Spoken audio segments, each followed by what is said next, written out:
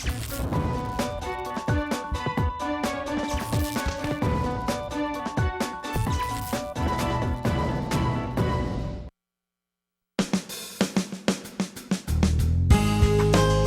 morning and welcome to Radio Friends. It's Tuesday, September 30th, the last day of this month, which is hard to believe. We got Kelly Smith with us, River City Habitat for Humanity. Welcome to Radio Friends, Kelly. Thanks for having me. And you were telling me before we came on, you're about to do something very special, milestone, right? Right, we're starting our 90th Jefferson City house this fall. They're working on the foundation today to get the 90th local house started. So we're really excited. Yeah. 90. Yeah. Mm-hmm. In how many years? It's since 1992. So we've been going for 20, help me with my math, 20 some odd years. Yeah. Yeah. But 90 houses. Yeah. That's a lot of money that you've poured into the community. Right. And of course, when we sell a Habitat house, the homeowner house payments help fund future builds because, the biggest misconception about Habitat is that it's a free house and we give them the keys, but we actually have a closing and we sell them the home. Their house payments help fund future builds. But then we also rely on donations and sponsorships from the community. And one of the big supporters is the Habitat Restore in Jefferson City, which is all volunteers and they're open 3 half days a week. Okay, and how does that work at the Restore? Okay, so the Restore is open to the general public, which a lot of people don't realize anyone can shop in our Restore. And our Restore is 2 large warehouses in Jefferson City, and we accept donations of working appliances, furniture that's in good condition, pianos, things like that. So you're almost like what we have here in Columbia with the Assistance League, and they have the upscale resale. So you're asking, it's a resale. Yeah. So you're asking people in the Jefferson City area or wherever if they would like to help Habitat for Humanity to make a donation to the Restore. Yes. The Restore. I like that. It's the Restore. Right, and so the money, it saves landfill space, of course, because the items get reused. It's open to the general public, and the money raised, because it's all volunteers in the store, there's no staff there to support, so the money goes to build homes.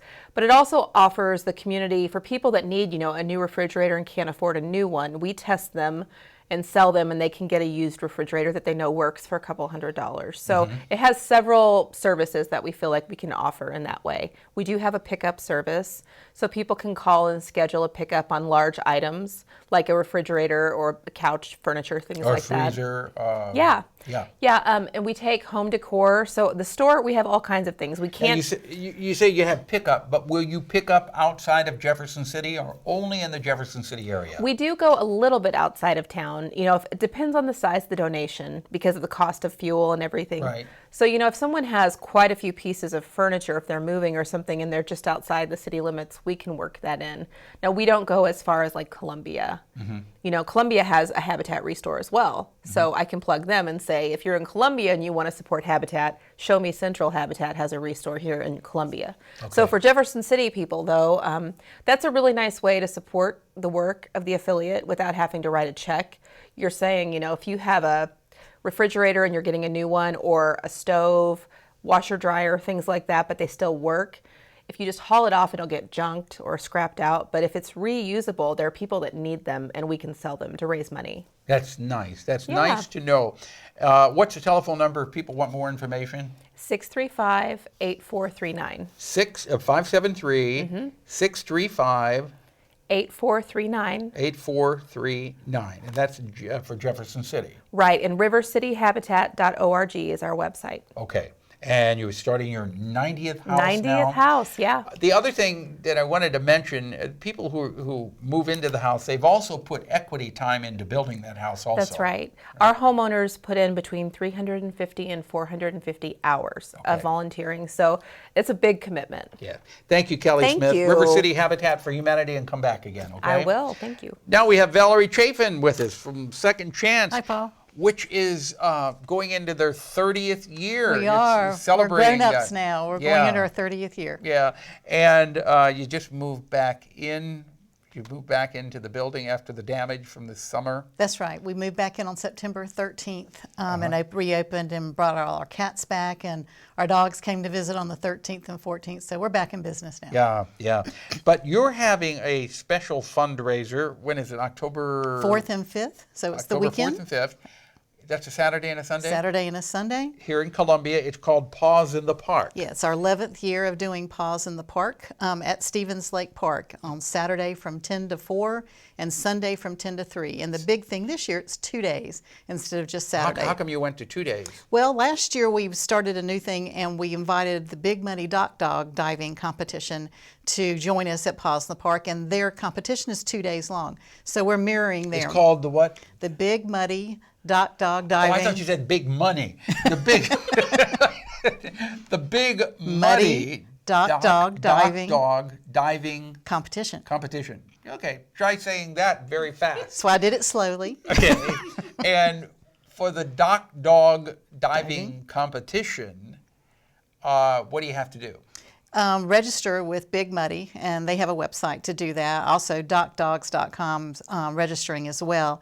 And the preliminaries are all day on Saturday, and the finals are all day on Sunday. So what goes on? The dogs jump off the dock into the water. Into a pool, that's right. Into a pool. Not to the lake, but into a pool. Into a pool. And then if they make it on Saturday with the competition, then they're invited to come back on Sunday. That's right. So how many entries do you think you'll have? I don't know. Last year was the first year we had it at Paws in the Park, and it was only the second event for Big Muddy in this area, and there were over 100 dogs registered to jump on Saturday. Did they all jump? They all jumped, yes. Nobody chickened out there at the very end? There were a few folks during the breaks. They invited the public to bring their dogs up, and for a small fee, I think it was like $5, they could try them out and see if they would do it. And a few of those got a little nervous. You know, they looked down into the pool and saw their reflection instead of a pond, and got a little nervous and thought, no. So how high are they jumping from the dock into the pool? It's not very far that they're jumping, but they're jumping for distance more than they're jumping for depth. So now, can the owner be in the pool calling their, no? Cannot be in the pool. The owner's with the dog up on the dock. So they're throwing a toy into the pool to get the dog to go after the toy.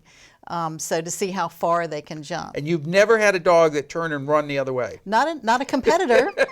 We've had a visitor that's turned the other way. Okay. All right. So if you want more information, it's Paws in the Park this Saturday and Sunday. It's an important fundraiser for Second Chance, which is going into their 30th year. Yes, we are. Okay. If people want more information, what's the website? ColumbiaSecondChance.org. ColumbiaSecondChance.org. You can make a donation on that website, yes, too? you can. All right. Valerie Chaffin, thank you so much for Thanks. coming by. Good luck with it. Tomorrow, we'll talk about Harvest Hootenanny and the Pumpkin Fest. Our program directed by Travis McMillan, Reynolds Journalism Institute.